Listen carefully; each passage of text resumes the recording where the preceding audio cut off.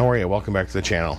Today we're going to be talking about short stay tips and tricks. Let's get into it.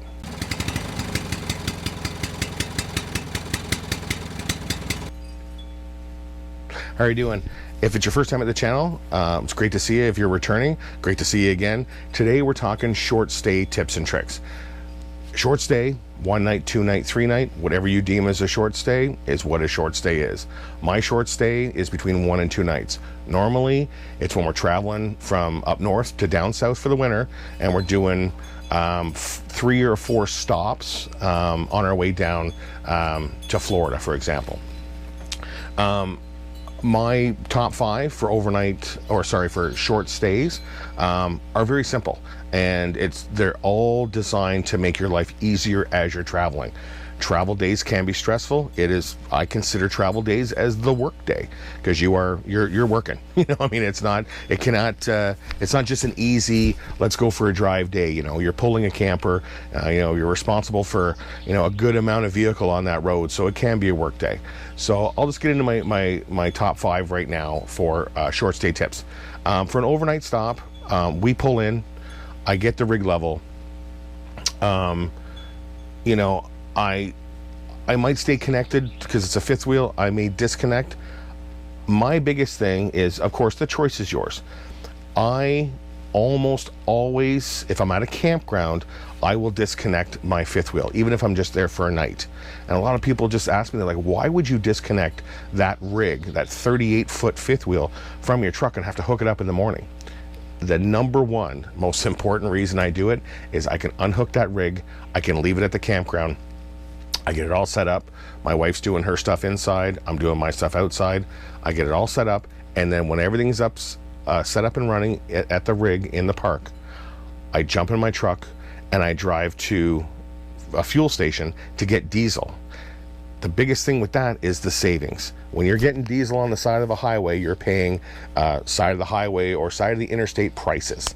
When my rig is not attached to my truck, I can go anywhere I want. I bring up the Gas Buddy app, which I use religiously. Love Gas Buddy for fuel savings. I'd look into that one for sure.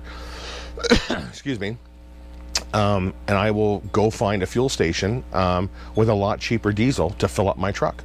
And I'm just driving the truck by itself. I'm not towing the rig behind me. It's just a truck. It can fit anywhere to get diesel. So that is the absolute number one reason why I drop my trailer off at a park.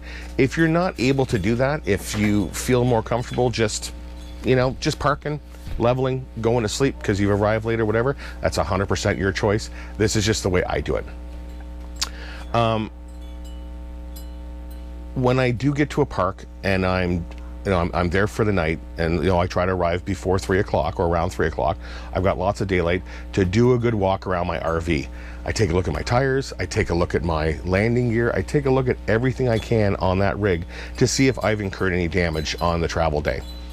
Knowing that in advance, you can make changes, you can fix something if need be, or call a technician if something is outside of your ability to fix. Another one for me too, when we stop, and this is a number 4, but we'll call it number 4. I don't worry about outdoor comfort stuff. I know people love their outdoor stuff. They love their chairs and their rugs and their decorations, all that kind of stuff. If it's just a short stop and you're traveling down south, sure, pull out your chairs so you can sit and relax if you want. But nothing else. You don't want to unload your trailer and set it all up to make it look pretty for an overnight or a couple of nights, because those stopovers are just to get you where you're going next. So unload the least amount of stuff as you can, because realistically, comfort is important, but you're only there for a couple nights, so what does it matter? To go along with that, like I've tried to tell people in the past, it's like, the less you set up is the less you got to put away in the morning when you're getting ready to leave. And RVing, I'm sure I've made it clear, is that RVing is very much a checklist thing.